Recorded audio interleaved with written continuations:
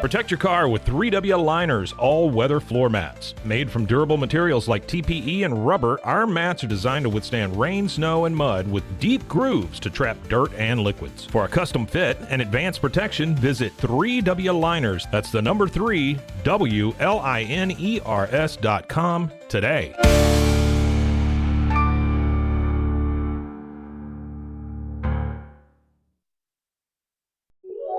This is a Rogue Media Network podcast.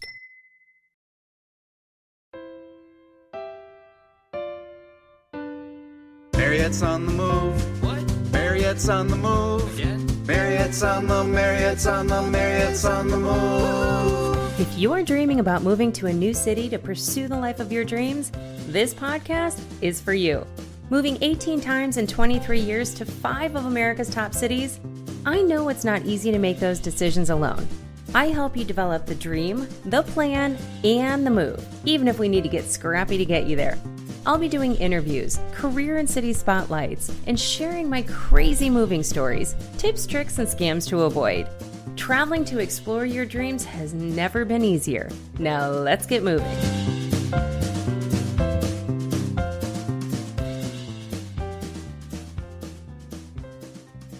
All right, everybody, welcome to the show. Super excited for my guest today because we are talking about something that I had never heard about until we recorded a few weeks back, and I was like, wait a second, time out. What is this? Today we are talking about rental arbitrage, and I have my friend Kevin Bay Anderson on the show with us today. So I know Kevin from high school, so we go, ooh, not that far back. I'll just, we'll say a little way back. Kevin and I have known each other a long time. I was a cheerleader with his sister, Nikki. We just stayed friends through the years. Kevin has a lot of things behind his name. He is a fitness professional. He runs a gym called Hybrid Performance where they train professional baseball players all the way down to like junior high kids. There is some elements that we're going to talk about, but when we recorded last time, he brought up rental arbitrage and I had never heard of it, but I'm not going to do your bio as much justice as you would. So give a little introduction, Kevin, and welcome to the show. Hey, how are you? Good. So glad you had me on. Thank you. I know. You're welcome. So yeah, I go by Kevin Bay. It's a little bit easier. We don't have to go into why, but it's just a lot easier to go by Kevin Bay. I have, like she said, a gym in Peoria, Arizona. We do professional baseball players all the way down to junior high. It's a baseball-focused facility. We recently opened a new location inside of a beautiful, beautiful baseball facility in Orange County, Costa Mesa, California. It's called the Clubhouse, but Hybrid is inside of there doing the same thing that we do out in Peoria. But I got into the rental arbitrage business as a pivot, more or less. I had a real estate company with my ex-wife, and after we had separated, I needed to find another way to get into real estate without having to worry about, a giant down payment, 20%, the rates are high. So it was tough. And I fell upon, from research, rental arbitrage. And what that is basically is you find an owner that owns a unit that is renting it out long-term, say a year, 2 years or whatever. And you go and talk to them, explain the value of what you do. This is the very abbreviated version of it, but You basically tell them how you can help them have secured leases for them, and you then in turn short-term rent it on the other side. So you can usually make between 3 and 10 times the rent or the mortgage from doing short-term as opposed to long-term. And then you can scale that because you can get into a place for as cheap as, $1,500 or $2,000. And it's for me, it was kind of a no-brainer. It's difficult. It's not like lightning in a bottle or something. It's not a gold rush. But if you put in some work and find good places and do your homework, it can be really, really, really good. Well, let's start from the beginning. So Sure. Rental arbitrage, it's, basically long-term, right? So you are signing a lease, right, for a year or 2 years or whatever they're requiring. you take on that risk of potentially not, like, you're paying that rent regardless of whether you rent it out. But how do you, like, what do you say to a landlord that you want to do this? Because there are all kinds of things, like, you know, that you have to be able to do short-term leases in that area, right? Sometimes there's permits involved, things like that. So talk me through that, because I know on the last when we first started recording, we were talking about this. You were telling me that in the area that you're in California, there are some restrictions there. So let's talk through, like, what that looks like from the very beginning if somebody wanted to get in, because it is really expensive to buy a house, right? You've got closing costs. You typically want to put 5 to 20% down, like all of these things. And it's not feasible for everybody, especially if they just want to rent it out, right? Correct. So what does So that for look me, like? buying is almost out of the question now, because I personally, my rule is I don't like paying PMI. I will not pay PMI. Basically, it's like burning money. So if you can't put 20% down, I'm not buying it. So what I did with this is so my first place I found it was almost luck. I found a really good rented cost place in Newport Beach. Okay. And turns out that the owner had 4 units, all the same price. And I was like, well, I was looking. So you have to be research driven to do this, because if you pick a bad place, you're going to be stuck with a money pit, because it won't get rented, and you're just going to be paying the rent every month, and nobody's going to be in there. So I take weeks to figure out if the places that I found is going to be the one. I don't rush it. I don't be, oh, there's a great one. The rent's cheap. I got to grab it. And then all of a sudden I'm kind of screwed. So I'll cut the story a little bit shorter. So we agree over time to take all 4 units. Okay.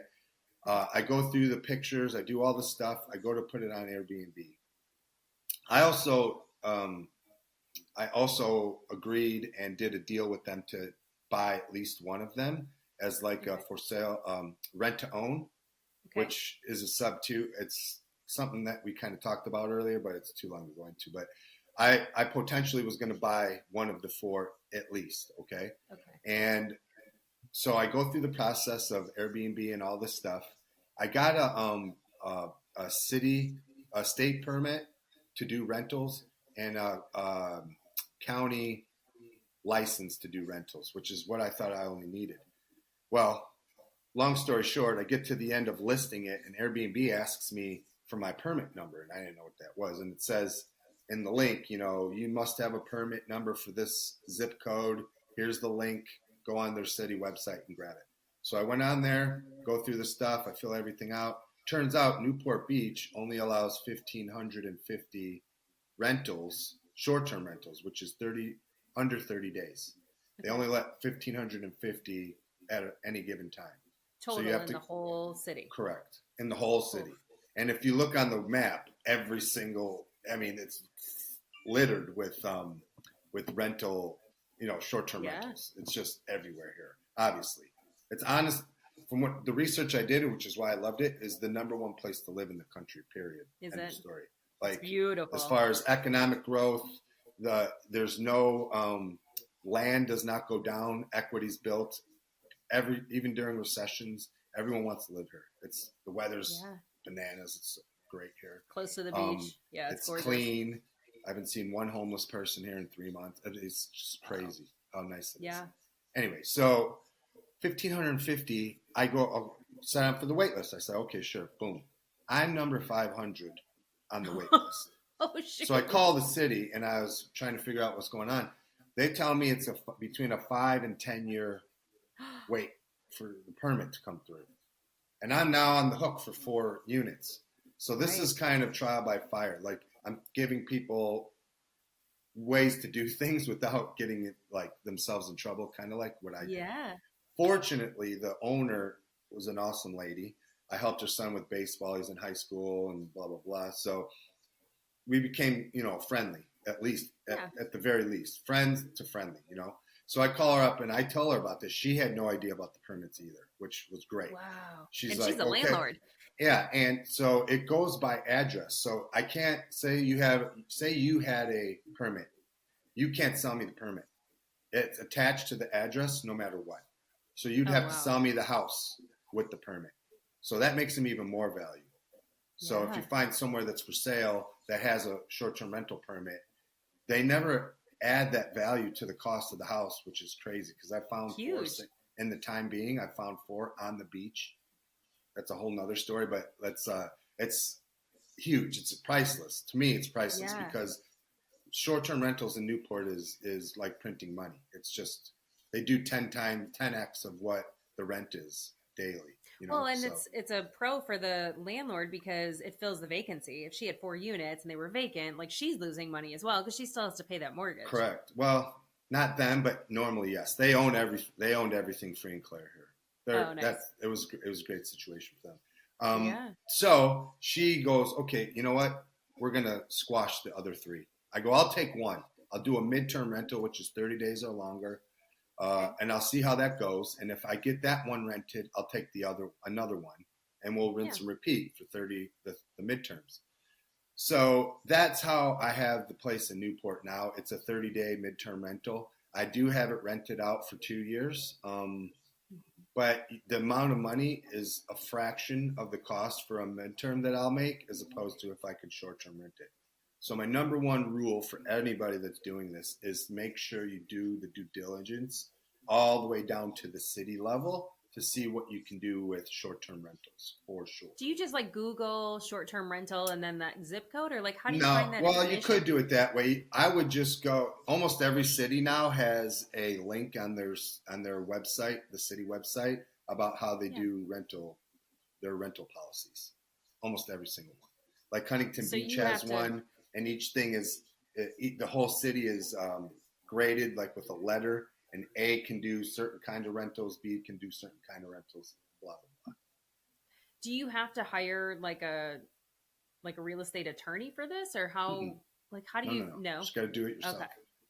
So you got to like see if it's allowed in that city and state. Correct. You have to look at the state level too, right? Most all states don't really. There's no state that says you can't do short-term rental. There's no such thing as that. Chicago, you can't do them anymore. Oh, really? They banned it unless you already had one. You're grandfathered in, but you cannot no longer do short-term rentals in the city of Chicago. Do they consider that like a hospitality license? Like I read somewhere that's like some areas require a hospitality license, almost like you're a hotel if you're hosting an Airbnb or. Yeah, you could do a boutique hotel. The problem with that is that's multiple units, so it can't be that way.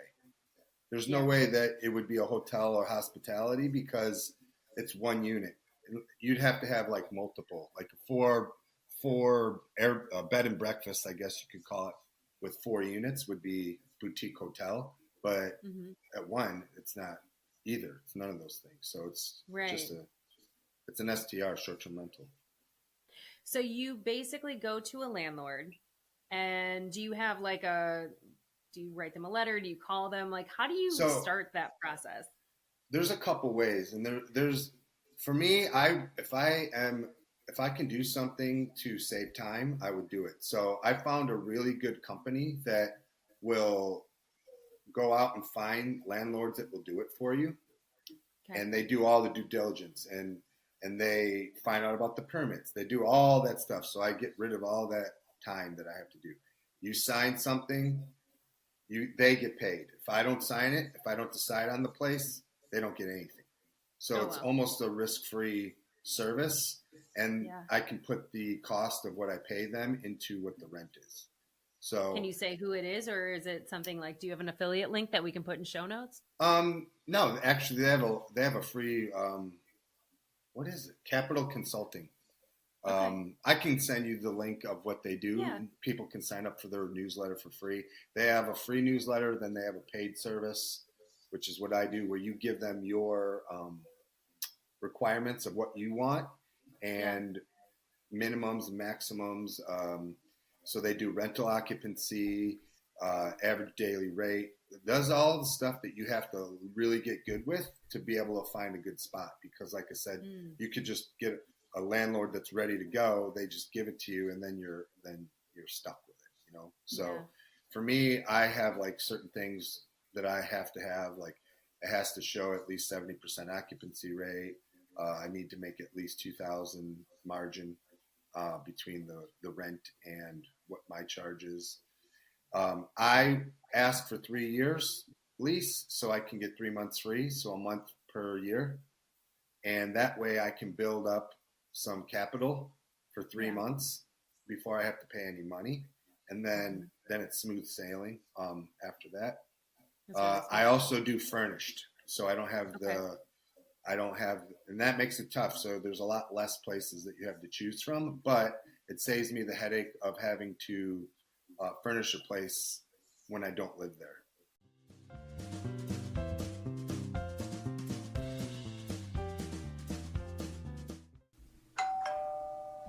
Boom. Play it. Have you ever listened to a commercial on the radio or a podcast and thought, I could totally do that? Well, I am challenging you today. Being a voiceover artist is an amazing side hustle that can be done from the comforts of your own home. Heck, it can be an amazing career. Just ask Jesse Carroll. Jesse's got over 1,000 voiceover credits to his name. Ever watch Backroad Truckers? He's the narrator. He's also done a ton of commercials for brands you would definitely recognize. If you're ready to try your hand at voiceovers, go to marriottsonthemove.com and head to my favorites page to learn more about his new digital course and coaching package. If you use code MOTM, you'll get 20% off at checkout. Have you heard of Monat or Modern Nature? I hadn't either before my friend Monica was raving about their skincare products that she's obsessed with. I took their hair quiz to find out which product line would be best for me since I just happen to be looking for new shampoo and conditioner, and I signed up for their VIP package that got me a little bit of everything to try out.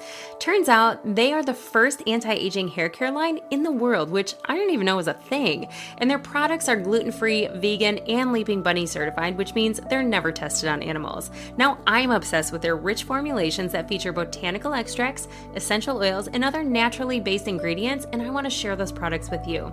I'll put the link in the show notes, or you can hit the faves page on my website. It's safe, EU approved, and clinically tested by third parties, so essentially, robustness approved. Now back to the show.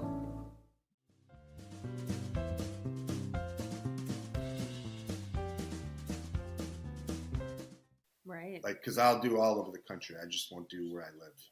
Yeah. It's the only way to do it. It would be impossible to make a business out of it if you only do where you live, because the pool is smaller, the amount of landlords that agree to it. They always think it's a scam as well, because they hear Airbnb and then they're like, no, I'm doing it. It's going to ruin my house. The blah, blah, blah. cons for them is like the wear and tear. Like they hear the horror stories about people having parties. Like one of my girlfriends, she lives in Fort Lauderdale, and they've got a killer place. It wasn't really updated at the time. Like now her and her husband live in it, and they like remodeled it, and it's gorgeous right on the waterway.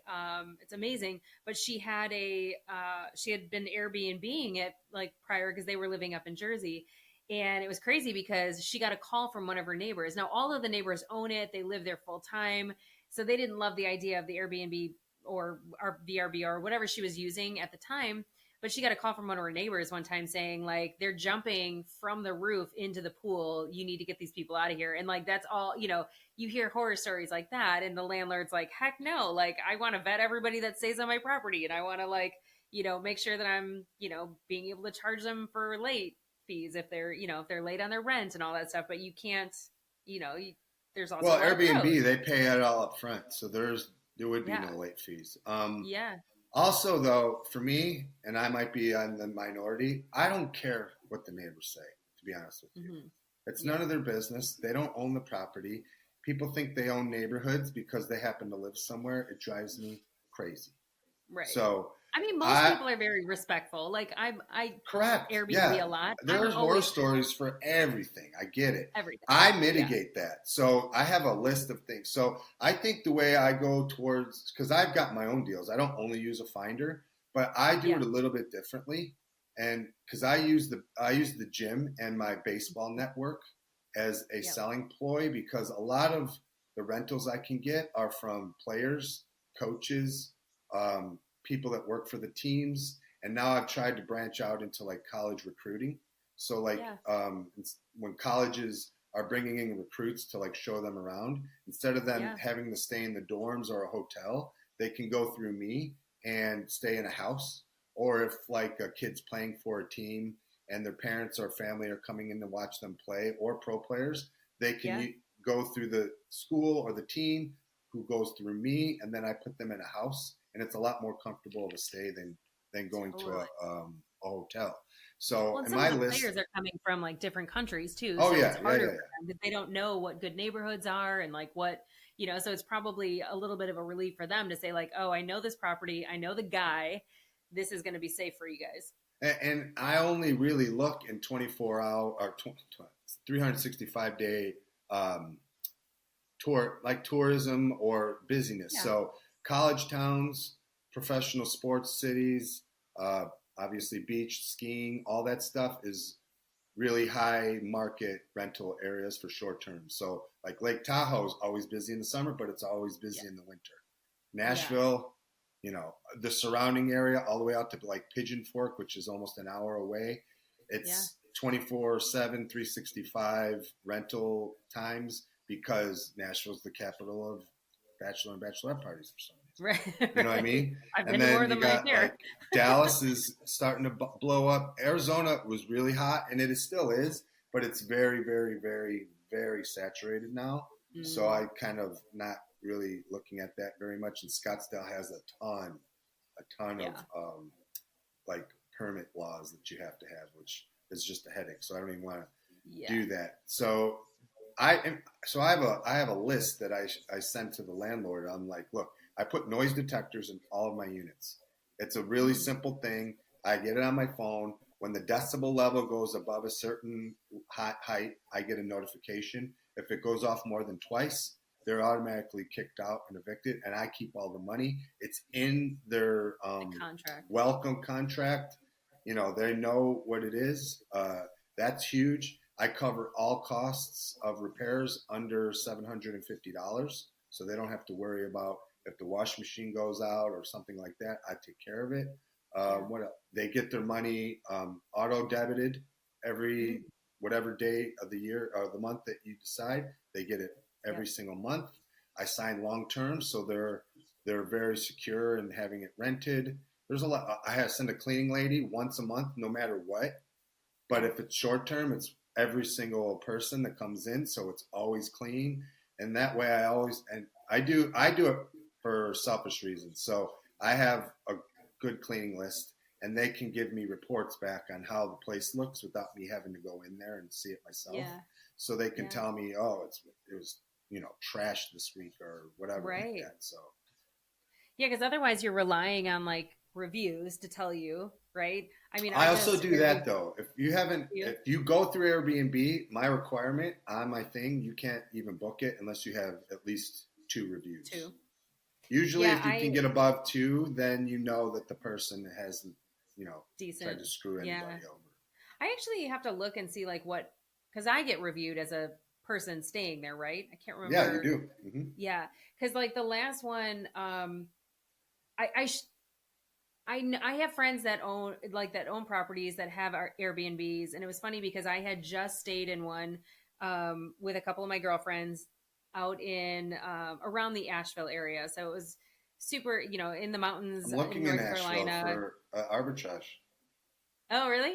Yeah, right now. It's gorgeous, especially around this time because it's when we stayed there, it was like mid-October, so it was just gorgeous. The leaves were changing, all that stuff. But I swear we walked in, and while the house like looked clean, when we kind of peeled back the onion, it was kind of gross. And like it was like a Dateline episode. Like the darker it got out, like the crazier things we heard. We kept hearing things hit the roof, and like, we went to go lay down in bed, and they allowed dogs. I brought Carter, who you can probably hear snoring because he keeps snoring very loud, and he just woke up. And but like literally, like I pulled back the covers to get in bed, and it was like there was dog hair everywhere, and it was gross. And like there were no other sheets for me to like change and put on the thing. There was a hot tub out on the deck, which in theory was great, but the deck itself was disgusting. And we pulled back the hot tub. There was no thing to clean it with, and there was like tons of leaves and all this stuff in there, and it was like I could have wrote like a scathing review, and I probably could have gotten back to Airbnb. Yeah, but I will say that the person that I was renting from was really helpful, like going there. They sent me like a book on, like an ebook on like things in the area to find. They were like very quick to respond. They were super nice. And I sent them a note and I said, I could put this in the review or I could give you some feedback. That's the best. Honestly, that's the best. And so a trick I use for that is I have a thing like what you're saying, but I have like a thing that they get and it says, please leave a 5-star, because getting a 5-star is the best thing they can do, period, because it changes you on the search.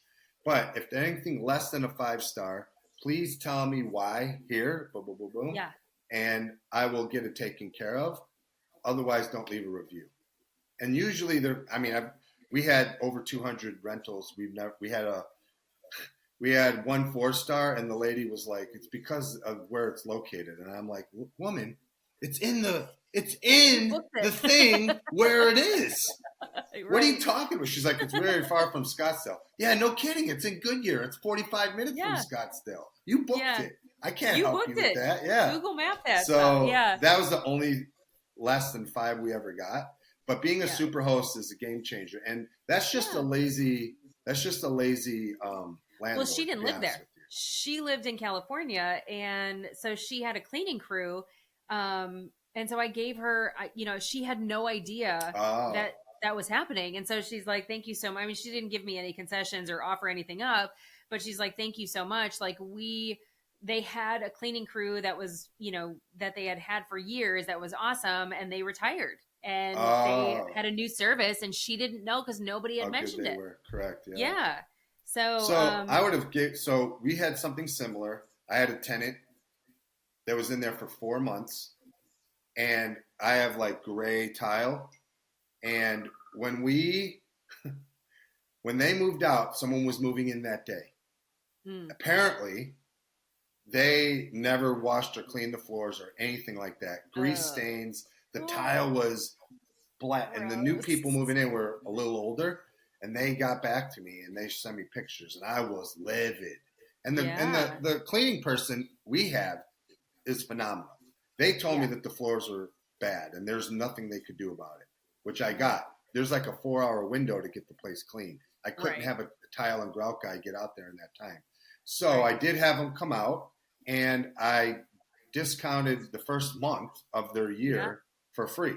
I gave them money back and they were super happy. They were fine with someone coming in, cleaning and that kind of stuff. So you have to go above and beyond because there's so many Airbnbs now. Yeah.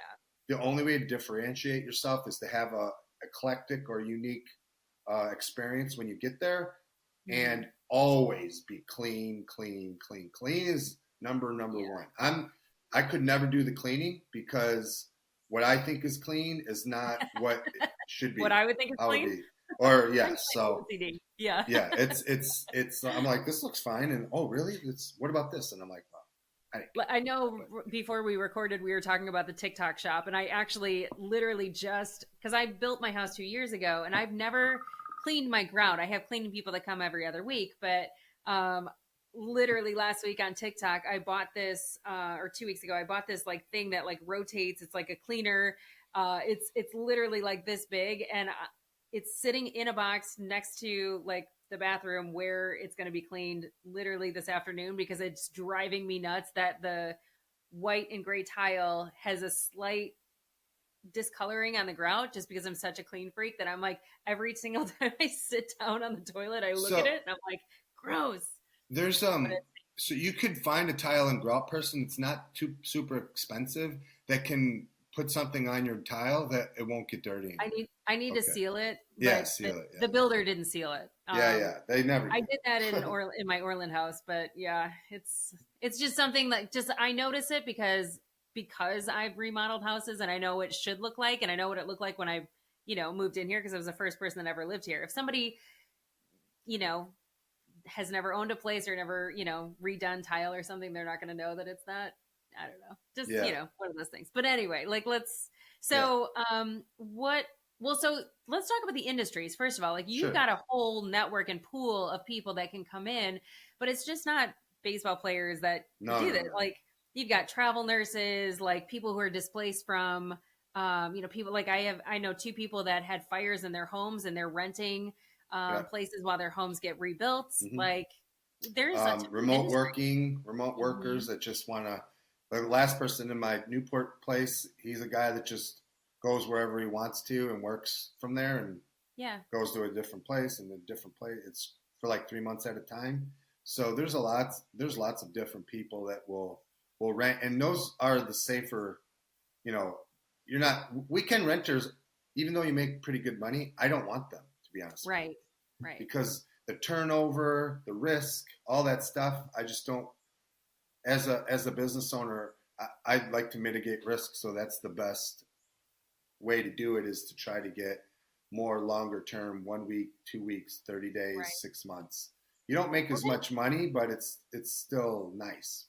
And there's not gaps in your month, which is what you don't want. You don't want like 5, because if someone rents for 4 days, but someone wants a week, there's 3, and then someone's got the end weekend, then you got 3 days in the middle that are never going to be rented just because no one's renting from Tuesday to Thursday. There's a gap. Yeah. And I mean, I tell people in my coaching, before they like commit to moving to a new city, go and do a city POC, which is a proof of concept, or, do a bake off of 2 different neighborhoods. Like if you know that you want to move to, say, Newport Beach, and, you've got certain things that you need to have in your neighborhood to thrive, stay in 2 different parts of the neighborhood for a week or so, Correct. if not longer, is what I always say.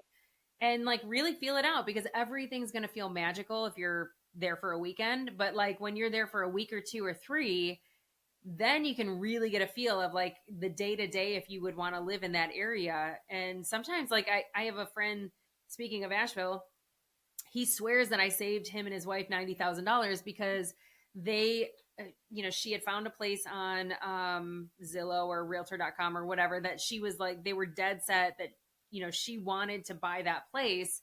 And I told him about this concept. I don't even think he was listening. He just I said, just maybe do a bake off, like stay on another side of the area, kind of go around that, that place and see if you like it. And they did that. They actually went and stayed for the summer, and they stayed in a couple different places. And turns out they didn't want to be anywhere near that area because they didn't like it at all. They ended up buying a place that's like their dream house. They've got a couple acres of land, and they've got, like the house is huge. Whereas like the area that they were looking in, wasn't a good fit for them as a couple, but they didn't know that because they live in Florida, So, I mean, this rental arbitrage is an awesome opportunity for them to go and like spend several weeks and, try before you buy and like move all your stuff out. Cause moving is expensive, just even the physical, getting a truck, even if you DIY it, you're spending a couple $1,000s on, easily all that stuff easily. Yeah. And me more, because I don't like to pack and I don't like to move. So I would pay somebody to pack, and I would pay somebody to move. It is a taxing, physically, mentally, it is a taxing event, and it can be very traumatic. Stressful, yes. It's very stressful. Driven. Yeah, there's a lot of joy at the end once you get settled in, but just, getting up to that point is a pain in the butt. And then you get in and you're looking at all the boxes and the task at hand of packing, unpacking, getting everything set up. It's like you look at it like, I still got like 4 more days minimum to get all this. I still have boxes, of course, that I have not unpacked, and I've been here for 2 years. Yeah, of course. I probably won't. I probably should. I could just throw them out. I don't even know what's in them. And it'd be fine. But so what are some of the outside of Airbnb and VRBO, like how can somebody find something like this? Like, do you have a site? Like how do you So I have my own personal site. But obviously those 2 sites are the Xerox of the rental world. Everyone says Xerox when it's really copying, or Kleenex when it's really tissue. And so when people think of short-term rental, they just say Airbnb, or VRBO. So there's other ones there's a new one called Stay. It's a good app. There's Furnish Finder for midterm rentals, which is what I use. And that is almost Furnished Finder. Furnished Finder. Okay. And that is where almost every traveling nurse goes to. And then there's obviously hundreds of Facebook groups that you can go on. I wouldn't think about that. So I'm on like 6 6 national like traveling nurse groups. You have to get accepted. You have to show them what you're doing and what you're offering. That's worked well. The only issue with those is people always lowball. It's like they don't realize that this is Newport Beach, and then it's one of the most say it's expensive $6,000 a month for fully furnished, everything brand new, everything's included. You don't have to do anything except come in and come out. And rent here is high. It's high. So you're not renting in Toluca, Kansas, or something like that. You're renting. Right. You could walk to the beach in 10 minutes. You could take a scooter in 3 minutes. You could drive in 1 minute.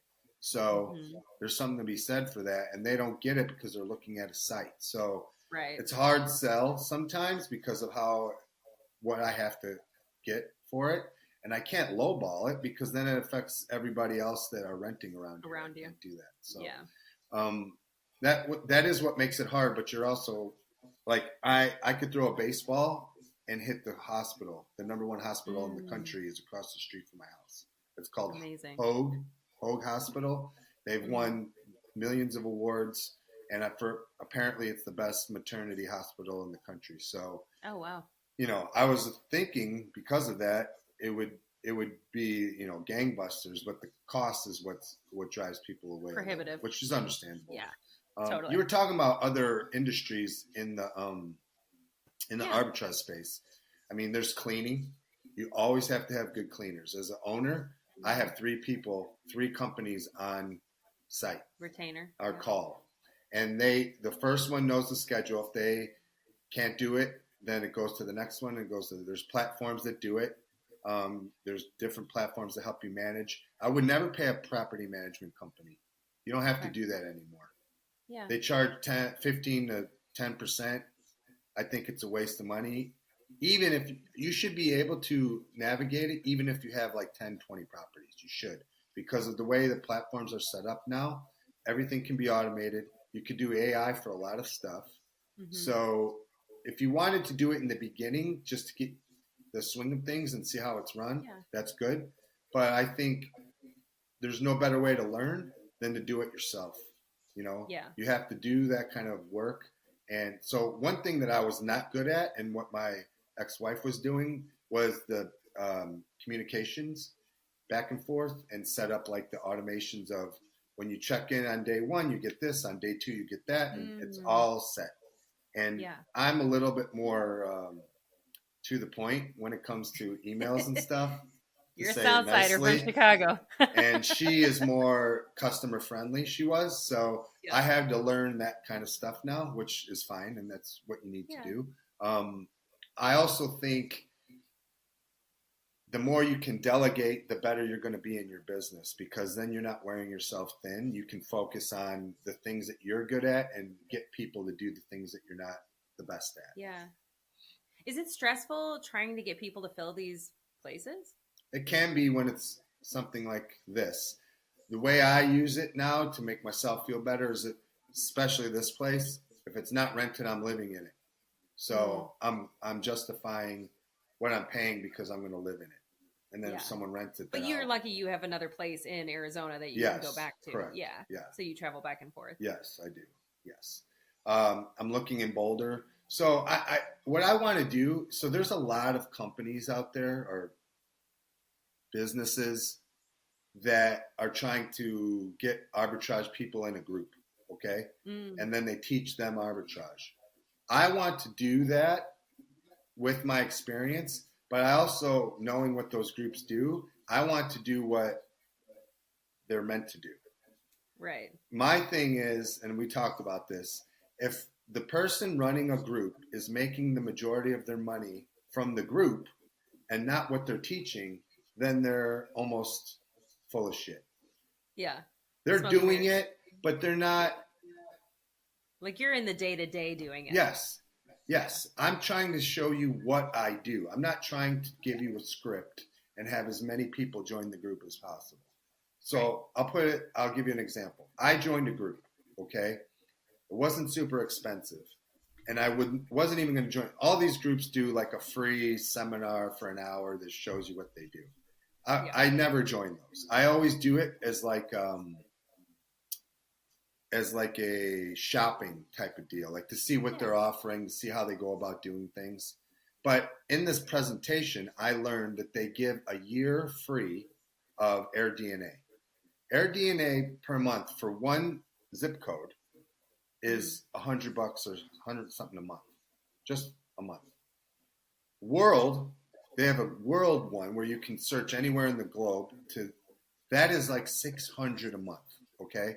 Oh, wow. This group was, I think, 14 or 1,500 for the year, but you got world global AirDNA. So I'm doing the math, and I'm like, well, I could pay $1,600 for this group, and I get world AirDNA for a year, which would cost me $8,000. So I'm joining the group. So AirDNA is your bloodline of Arbitrage. You can go in there and put in a zip code or an address. It'll pull down all these analytics where you see occupancy rate, so how much it's rented monthly as a percentage. Like I said, I mentioned it earlier. For me, anything over 70%. Sorry, it's my daughter. It's okay. Anything over 70% is what I have to do for it to be rented. Okay. And then it tells you the average daily rate for the zip code based on all the analytics of Airbnb rentals in the area. And then it'll tell you a yearly revenue, like what you can make yearly. And then it'll give you a market score, A, B, C, or no, 0 to 100. And for me, it has to be over 70.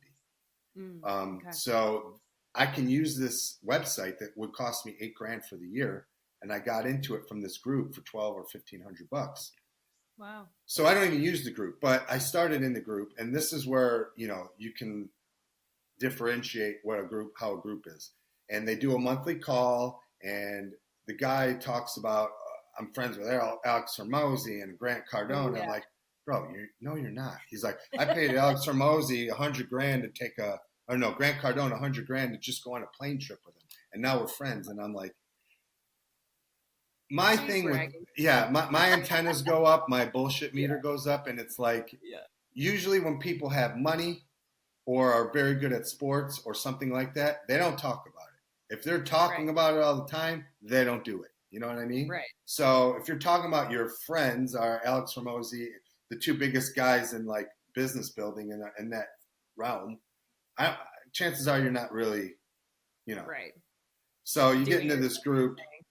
Yeah. Can I? She's calling me back again. There's something going on. Can I take this for that? Yep. Hey. Hi, I was at Verizon and you don't have me as an authorized user. I'm so. So I'm switch over. Well, can you go back in there? You have to call or go on the business app and make me an authorized user before I can even do anything. At Verizon? Yes. Okay, I'll do that. I'm on a podcast right now. Oh, okay. Can you go back there later? Not today. Shit. Okay. I just don't want them to turn your line off on T-Mobile, that's all. Well, they texted me. Yeah, you should get a day or two, I hope. They texted me, you're enrolled in T-Mobile paperless billing. You can view the terms. Okay. Don't worry about it. Okay. I'll take care of it. I'll call them when I get off of this. Okay. Sorry about that. Okay. Love you. Love you, bye. Bye. Sorry. She never calls me, and then she called me twice in a row, so I thought something was up. That's okay. Where were we? Oh, yeah. So I'm in this group, and it's a script. Number one, there's like 300 people in this group, okay? And he gives them top 20 cities to look for rentals, which you can find online. Then he gives them a script. And the script is very generic. Like it looks like a used car sales script, and I don't like it. Right. You have to customize it at least a little bit and be more personable. And then he's like, you have to send out 200 of these a day. It'll take you 10 minutes, which is right. That's true. But my point is, if you're giving a list of 10 cities, there's 300 people in your group. If all of those people are going into the 10 cities, emailing 200 of people a day. All 300 are emailing the same people. So they're going to get the same script multiple times a day, and then you're done. You're completely done. Yeah. They're not going to respond to you, okay? Yeah. So my goal when I started a group, and I want to like do like a beta group, like test group, and have a bunch of people in it. It'll be free, and I want to test how I can do the group and make it to where it's going to be more individually based beneficial than, templated bullshit that goes out to everybody. So the group is not valuable to me other than I got, Air DNA, which is, I use it every day, multiple times. Yeah. It is huge. Oh, but for data junkies, like that's, it's so valuable because a lot of times people go into these decisions, like kind of spontaneously hoping for rentals or occupants, and that like hope is not a strategy. And another thing I learned in this group, because it's like a WhatsApp group chat, the people in this group want their hand held on every single thing that they do. Like Grant, or I don't even know the guy's name. I said Grant because I just had Grant Cardone on my mind. But Mike, what should I do about sending people an email that want to rent? What should I do about this, that? I'm like, hey man, I even say it in the group. I was like, do it yourself. And then he'll message me on the side, say, I understand where you're coming from. You can't talk like that in the group. I'm like, dude, what do you like? You have to be front. Like, if you get my group, it's going to be like, this is how it is. And if you don't like it, this is how I'm going to talk to you about it, because you have to be sometimes smacked in the face to get what you're doing. Like, the way to learn is to do it, not to have someone do it for you. That's but you're also a fitness trainer, and like that comes from mindset, your experience. See, that mindset is like, you have to try before you can, learning how to do it wrong is the way you learn how to do it right. Right. Failing forward. Yes. It's 100%. It's like learning or winning. That's the way I think about it. Well, you can only lead a horse to water, and you're not you're not going to be responsible for actually helping them do that. Like, they have to do it. So, I mean, I think this is such an interesting topic because, I mean, again, like, until you had mentioned it when we were talking, like, I had never even heard of it. And this is like such an awesome opportunity for people that, don't want to buy a house, but can manage this and can look at the data and like figure out what places are good. Like, it's just a smart business move for somebody that doesn't want to have the overhead of owning a property. Well, and the bad things about it, you have to have patience, because you will 1,000% get 900 no's. Okay. Yeah. That is that the reality of it. And for some reason in my life, I've always picked fields that are 99% failure, whether it was acting or sports or whatever it is. Yeah. Like, getting told no is like in my mental capacity. Yeah. you're one step closer to a yes. It's like crazy. Yeah. So it could take you 2 months to get a deal. It could take you 6 months to get a deal. If it's what you want to do, you have to stay at it. I think I can provide ways to do it that will mitigate the no's. And my goal when I start the group is to have people acting on their own, but using my umbrella of experience and what we have as a way to help them get yeses. Like saying, with the baseball players and that kind of stuff, that I'm telling you, I've gotten mostly yeses when I personally reach out, because they see it that way. It gives them more security that it's not like a party place. I tell them, look, I'm going to use Airbnb, but majority of my rentals are going to be coming from not Airbnb. But I also have to make sure I make some money. So if I have gaps, I'm going to have to go to Airbnb. But if I do, this is how I do it. And it's not, people coming in to just throw parties and that kind of thing. Yeah, they want to know that they're protected. Yes. And a lot of times they probably don't want to do it themselves, because bookings do fluctuate and they're on the hook for it. And it is a lot of work. They don't want to do it. Yeah. They don't want to do it. Yeah. There's other ways to get better deals is like, because there's ways on Zillow that you can see how long something's been on the market for rent for, and if it's like 3 months, that means that landlord has had to pay out of their pocket for 3 months, so they're probably going to be desperate to get the place rented. So you touch on that. You have to be personable. The minute you start getting into templated, introductions, the bullshit meter goes way up, and I just don't like that. You have to be authentic, and if that means you're doing less, everything. I was gonna say, but you have to put like utilities and all that stuff in your name, so you're paying for all of that, so you have to account for that. You do. Oh yeah, that's part of your overhead, I guess you could say. Yeah. Well, this has been really, really interesting. I know on Instagram you're at the Kevin Bay. Like, how else can people find you? So I have an Instagram for the property, but it's not live yet. It's called Hybrid Elite Properties, at Hybrid Elite Properties. I'll give you my email that we could put down. And if people are interested in wanting to know more about this or want to join this, beta group, is that the word? Yeah. Beta group? Yeah, I would say it's a pilot. Mm-hmm. I feel like beta means weak, but I don't know if that's the truth. Like test group, the test group.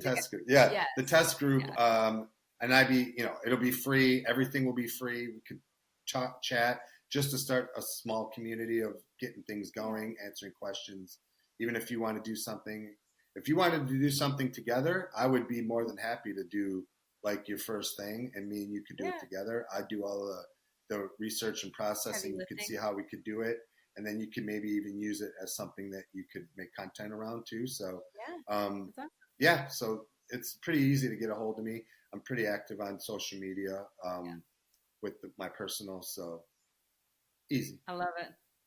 Well, we will put everything in the show notes. Thank you so much for again, it was like an accidental mention that ended up being something that was so interesting, and I just love it. So thank you so much for being on the show.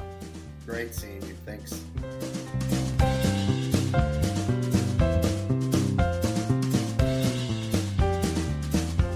Well, I could go on forever and ever about moving you closer to your dreams, but I probably should save some thoughts for the next episode.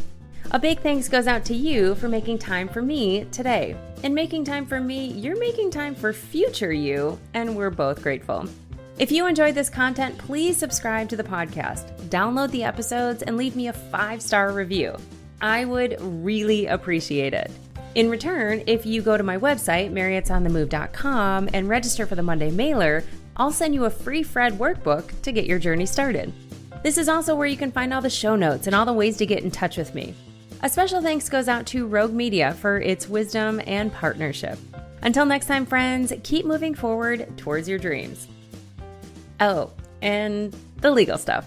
This podcast is presented solely for educational and entertainment purposes. I am a certified coach, not a licensed therapist, and this is not meant to replace the professional advice of a physician, psychotherapist, or other qualified professionals. This is solely my perspective based on my own experience and training. Okay, now it's over. For reals. Bye for now.